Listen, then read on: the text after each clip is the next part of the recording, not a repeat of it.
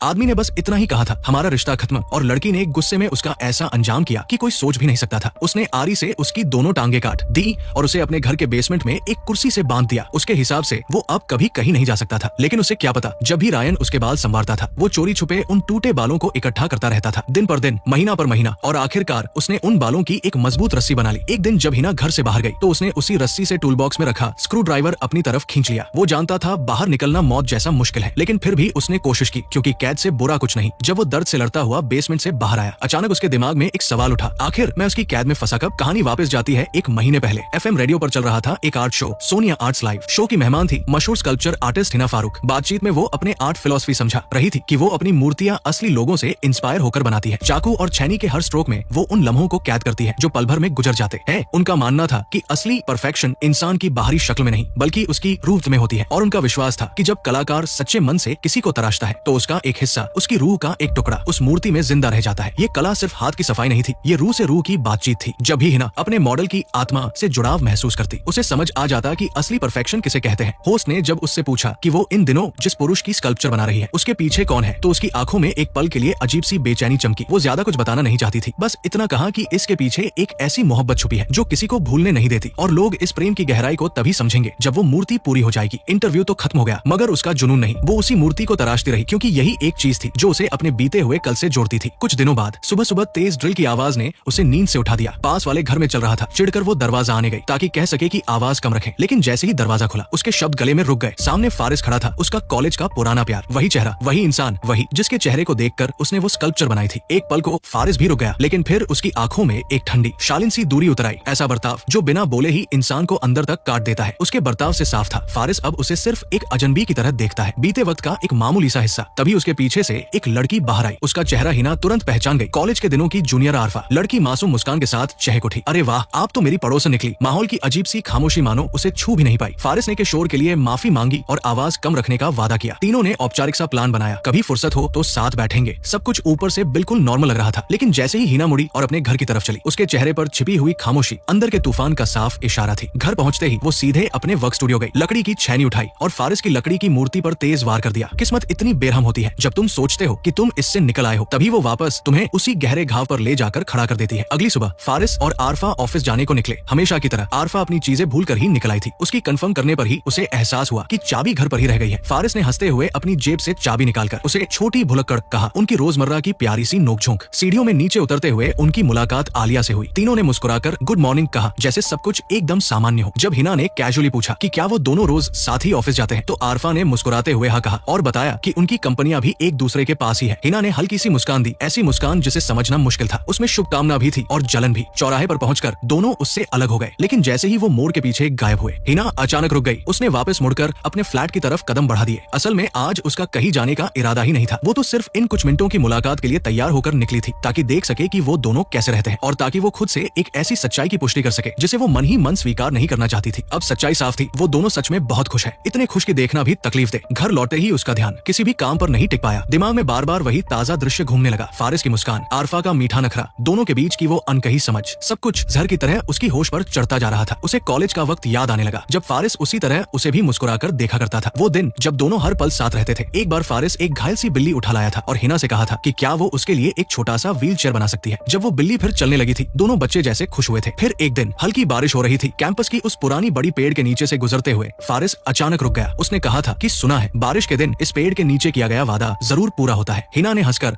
उसे अंधविश्वासी कहा, लेकिन वो नहीं रुका। उसने बहुत सच्चाई से कहा था, मैं तुम्हें जिंदगी भर प्यार करूंगा, ये मेरा वादा है। उस पल में ये बात बिल्कुल सच्ची लगी थी, जैसे हमेशा के लिए बनी हो। लेकिन सब कुछ बदल गया जब उनकी लाइफ में एक नई जूनियर मरियम आई। एक दिन हिना उसे ढूंढने गई तो देखा कि वो मरियम के साथ बात कर रहा है। लड़की हंसते हुए बिल्ली का जिक्र कर रही थी, कह रही थी कि उसने सोशल मीडिया पर देखा कि फारिस बिल्ली की कितनी अच्छी देखभाल कर रहा है। पता चला वो घायल बिल्ली सबसे पहले मरियम को मिली थी और फारिस सिर्फ उसे अस्पताल ले जाने में मदद कर रहा था। ये बस एक छोटी सी बात थी, लेकिन हिना को वो छोटी बात एक खतरे जैसी महसूस हुई। उसके मन में शक घर करने लगा। वो हर बात पर चिड़चिड़ी हो जाती, अजीब तरीके से सवाल पूछती और अपनी सारी बेचैनी फारिस पर आरोपों की तरह फेंकने लगी। फारिस बार बार समझाता, थक कर कहता, मैंने कितनी बार बताया है तुम्हें, मेरा उससे कोई लेना देना ही नहीं है, क्यों बेवजह तमाशा कर रही हो। हिना रोती हुई कहती कि उसे डर लगता है। फारिस चिढ़कर एक दिन फट पड़ा, पहले ये सब तुम्हें क्यूट लगता था, अब अचानक मैं बीमार हो गया। जो समझना है समझ लो, मैंने तुम्हारे खिलाफ कुछ नहीं किया, लेकिन प्लीज ऐसी बेकार की बातें करके मेरी लाइफ जहर मत बनाओ। उसकी बातों में थकान भी थी और दूरियां भी, जो धीरे धीरे बढ़ती जा रही थी। झगड़े बढ़ते गए और उनके बीच की दरारें गहरी होती चली गई। एक रात कैंपस में वही पुराना बड़ा पेड़ अचानक आग की लपटों में घिर गया। आग इतनी तेज थी कि पूरा आसमान लाल हो गया। छात्र इकट्ठा हो गए। कोई कह रहा था किसी ने जानबूझकर आग लगाई होगी, कोई स्टूडेंट्स पर शक कर रहा था, लेकिन कोई सबूत नहीं था। अगले दिन फारिस के पास एक पैकेज आया। उसके अंदर एक खूबसूरत लकड़ी की मूर्ति थी, वही जला हुआ पेड़, वही पेड़ जिसके नीचे उसने कभी वादा किया था। इस एक पल में उसे समझ आ गया ये काम हिना का ही है। वो तुरंत उसे ढूंढने गया। सवाल पूछने ही वाला था कि उसने देखा हिना हाथ में एक और मूर्ति पकड़े खड़ी है, एक छोटी सी बिल्ली की। उसी वक्त फारिस के दिल में एक डर बैठ गया। उसे याद आया कि उसने कई दिनों से अपनी बिल्ली को देखा ही नहीं। उसने कांपती आवाज में पूछा, मैं अभी मिब्बू को ढूंढ रहा था, तुमने देखा क्या? लेकिन प्लीज कोई ऐसी हरकत मत करना जिससे मुझे सच में गुस्सा आ जाए, मैं बहुत दुखी हो जाऊंगा। हिना मुस्कुराती हुई बोली, क्यों? तो मतलब तुम उसे ढूंढ रहे थे? फारिस बेचैन होकर बोला, बस उसे लौटा दो प्लीज। ठीक है, तुम जानती हो वो मेरे लिए कितना। हिना ने बात काटते हुए कहा, लेकिन ये तो वही है ना। और उसने वो लकड़ी की बिल्ली फिर से उसकी ओर बढ़ा दी। उसी पल फारिस के चेहरे का रंग उड़ गया। उसे समझ आ गया कि उसके सामने जो खड़ी है वो अब वही लड़की नहीं रही जिसे वो कभी जानता था। उस पल फारिस समझ गया उसके सामने खड़ी ये लड़की वो नहीं थी जिसे उसने कभी प्यार किया था। ये कोई और थी, एक अजनबी जिसकी दुनिया उसकी कल्पना से भी ज्यादा खतरनाक थी। हिना ने बिल्ली को मारकर उसे लकड़ी की मूर्ति बना दिया था, ठीक वैसे ही जैसे उसने उस पेड़ को जलाया और उसकी राख से एक तैयार करके भेजी। उसकी दुनिया में प्यार का मतलब था कुछ ऐसा जो कभी बदल न सके, कभी छोड़कर न जाए और हमेशा उसी की रहे। लेकिन ऐसा प्यार जिंदा नहीं रहता, वो बस कैद बन जाता है, एक ऐसा विरोधाभास जिसका हल ही नहीं। फारिस को आखिरकार समझ आया कि उनका रिश्ता क्यों खत्म हुआ था। वजह न मरियम थी न कोई शक। समस्या ये थी कि हिना एक ऐसे टूटे हुए ख्याल में जीने लगी थी जहाँ सब कुछ उसकी मर्जी से चलता है। वो उस दुनिया में बच ही नहीं सकता था। वो उस रिश्ते से भागा सोचकर कि शायद वक्त सब कुछ भुला देगा। जिंदगी ने उसे आरफा से मिलवाया, एक सीधी सच्ची लड़की जो किसी जिंदा चीज को नमूना बनाकर नहीं रखती थी। उसके साथ उसे लगा कि जीवन फिर से सामान्य हो सकता है, लेकिन तकदीर ने खेल ऐसा खेला कि सालों बाद वो दोनों फिर पड़ोसी बन गए। हिना कभी रुकी ही नहीं थी। वो सालों से फारिस की मूर्ति तराश रही थी, उस परफेक्ट पल को ढूंढती हुई जो उसके दिमाग में हमेशा से जिंदा था। उस शाम फारिस और आरफा बालकनी में मस्ती कर रहे थे, हंसी खिलखिलाहट, बस दो लोगों का छोटा सा मीठा पल। लेकिन तभी उन्होंने देखा हिना ठीक सामने वाली बालकनी में खड़ी उन्हें देख रही थी। आरफा एकदम झेम गई और माफी मांगी कि उसने ध्यान नहीं दिया। हिना ने उल्टा कहा कि गलती उसकी है। इतना अच्छा माहौल देखकर वो खुद चुप रही ताकि उन्हें डिस्टर्ब न करे, लेकिन अनजाने में उन्हें डर ही लगा दिया। आरफा ने हड़बड़ाकर कहा कि नहीं कुछ नहीं हुआ, लेकिन हवा में एक अजीब सी बेचैनी फैल चुकी थी। हिना ने कहा कि वो लोग आराम से अपनी शाम एंजॉय करें, उसे इग्नोर कर दे। आरफा ने तुरंत बहाना बनाया कि ओवन में रखा खाना तैयार हो गया है और अंदर चली गई। अब बालकनी में सिर्फ फारिस और हिना थे। हिना ने सीधे पूछा, नए पड़ोसी होने के नाते तुम्हें मुझसे कुछ कहना नहीं है? फारिस का जवाब ठंडा था, क्या कहूँ, अब हमारे बीच कहने लायक कुछ बचा ही नहीं। ये जवाब एक साफ लकीर खींचता था, दूरी की या शायद किसी पुराने दर्द की। हिना तंज कसते हुए बोली कि वो पहले जैसा क्यों नहीं रहा। फिर अचानक पूछ बैठी, तुम्हें कैसा लगता है पूर्व प्रेमिका अगर तुम्हारे बिल्कुल पास में रहे तो? फारिस ने हल्के कटाक्ष में कहा, दीवारें थोड़ी पतली है, आवाजें आसानी से सुनाई देती है। ये एक चेतावनी भी थी कि दूरी बनाए रखना बेहतर है। लेकिन उसके शब्दों ने हिना के भीतर उल्टी आग जलाई, एक खतरनाक सा ख्याल। अगले दिन जब फारिस और आरफा काम पर निकल गए, हिना ने टूल बॉक्स उठाया, ड्रिल निकाली और दीवार की उस जगह पर छेद करना शुरू कर दिया जो ठीक उनके घर से सटी हुई थी। दीवार में बना छोटा सा छेद इतना ही था कि एक आंख उसमें से झांक सके। उस छेद से हिना साफ साफ देख सकती थी फारिस और आरफा का पूरा लिविंग रूम, उनकी दिनचर्या, उनकी हंसी। ये महज जिज्ञासा नहीं थी, ये एक बीमार सी पोजेसिवनेस थी। वो फारिस की हर चीज देखना चाहती थी, उसकी जिंदगी का हिस्सा बनना चाहती थी, भले ही इस टूटे हुए विकृत तरीके से ही सही। उसने फारिस की लकड़ी की मूर्ति दीवार के बिल्कुल सामने रख दी, धीरे धीरे मूर्ति की उंगलियों को छुआ। उसके चेहरे पर अजीब सी नरमी और खतरनाक सी पागलपन एक साथ था। उसकी नजर में ये मूर्ति अब लकड़ी नहीं रही थी, ये हकीकत और वहम के बीच अटका हुआ उसका अपना फारिस था। रात होते ही पड़ोस से हंसी की आवाज आने लगी। हिना फर्श पर बैठी आंख उस छोटे छेद से चिपकाकर देखने लगी। अंदर फारिस और आरफा खिलखिला रहे थे, एक दूसरे को छेड़ रहे थे। दोनों की मुस्कुराहट इतनी सच्ची और सहज थी कि हिना के होंठ भी अनजाने में मुस्कुरा उठे, जैसे उस पल में उसे लगा कि वो भी वहाँ है, वो भी उस कमरे का हिस्सा है। ये एहसास जितना अजीब था उतना ही दुखद भी, क्योंकि वो फारिस को पा नहीं सकती थी, बस उसकी जिंदगी को दूर से झांक कर खुद को एक झूठी पार्टिसिपेशन का धोखा देती रहती थी। एक ऐसी खुशी जिसमें उसका कोई स्थान नहीं था सिवाय इस छोटे से छेद के।